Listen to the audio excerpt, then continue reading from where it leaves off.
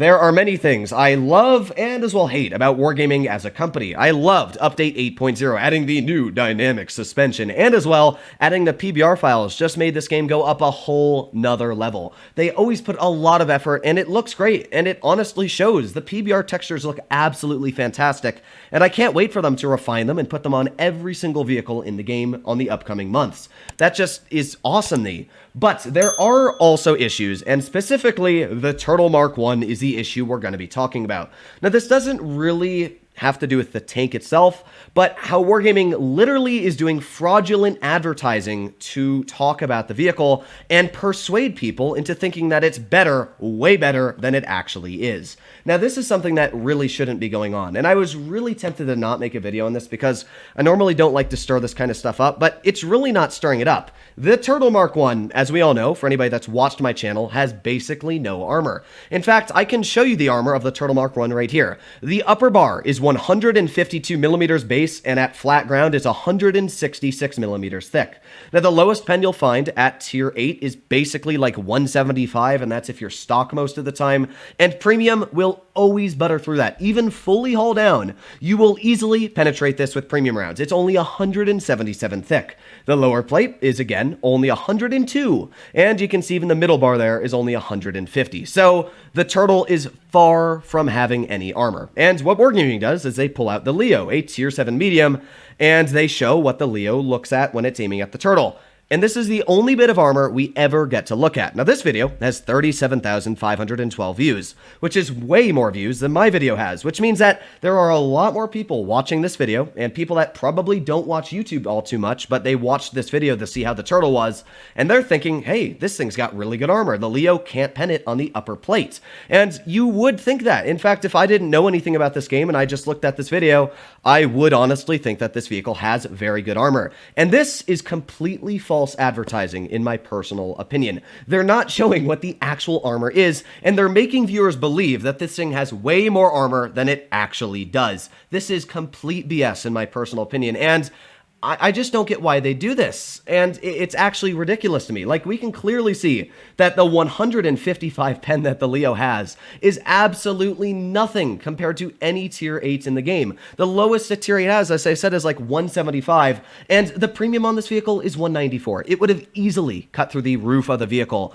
Like, why? Why can't you just show that it actually is penetrable? You are pretty much falsifying the claim of this tank and showing that it has armor when it clearly does not. That is something I disagree with, and it's not just me. People are literally showing here, imagine having to use a Leo, the second lowest AP pen of a tier 7 medium, to demonstrate the armor of a tier 8 British tank destroyer. This is definitely like some fraud level stuff here. And listen, I get that Wargaming needs to make money, and it makes sense. As a company, you do want to bring in money, but lying to your viewers and making them spend money, especially on crates, on a vehicle that has no armor, and they're making it seem like it does, is pretty low. And I don't know if this is illegal or not, but really, why? Why are you doing this? Like, I just don't understand. And like, I like Wargaming for certain things. As I've said, I'm not doing this as hate towards Wargaming. I like them as a company. They do a lot of things well. But this isn't hate towards them as a company.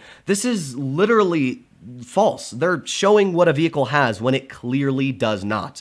So that's what I have to say. Not only this, but later on they show the, what is this? The AMX 1390, I think it is, shooting at the Turtle. It has tracked the vehicle. Now they're going to slow it down. We can skip ahead here. Now we're going to clearly see the 1390 get to the side of the vehicle. The 1390 is a pretty quick vehicle. There you go. It is clearly on the side of the Turtle here. You saw that. And then it magically is facing the vehicle and shoots it. Now, if we look at the traverse speed of the Turtle, I think it's like 20 degrees a second or something. Where is it? Traverse speed is 31 degrees a second on hard terrain, and that was on medium terrain, so that's 27 degrees a second, which means that it's going to take you over 10 seconds to turn this vehicle a full, like, literal 360 degrees.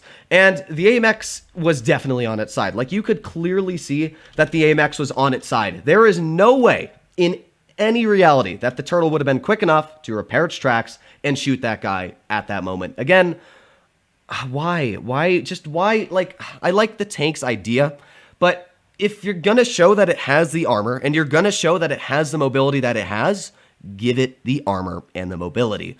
Now, again, this isn't really hating on Wargaming. I like the company in total, but the branch that decided to make this video is basically lying to the public. They're getting children and people that don't understand or pay attention. You know, there are a lot of people. There are videos that Wargaming posts with, you know, hundreds of thousands of views. Like you can see here, we got the AMX videos. The AMX 13 Defenders got 56,000 views. The How to Play the Swedish Vehicles have 110,000 views. And you know, my most viewed videos, I think my most viewed is like a Vindicator video, and that's just because people want to know about the Vindicator, but none of my normal videos get anywhere close 50,000 views. So there's a lot of people that don't watch my channel and probably don't watch YouTube that go to Wargaming's channel because it was in the news and they click it and they learn about the tank and they think, wow, it's got really good armor. These are probably the only people that buy the tank and buy crates for the vehicle. And when they get it, they are massively let down. And sure, they might not be the best at the game. They might not watch YouTube, but the fact that a company can lie to their player base on a vehicle that they're selling, it's like selling a product and it doesn't even do what it's expected to do. The only thing I'm trying to say here is that Wargaming should not lie about their own product. Sure, you could argue that they showed how much pen the vehicle has in the video, which they did. They said it has 152 pen. But the thing is that they're not showing the actual armor. They're making it seem like it has good armor when it doesn't. If they'd pulled out any tier 8 medium or any tier 8 vehicle at that, which is what would be normally aiming at the turtle, it would not bounce anything. That is what I wanted to convey in today's video. I don't know what to say. I don't even know if this is illegal. It could possibly be illegal. But yeah, I don't know what to say.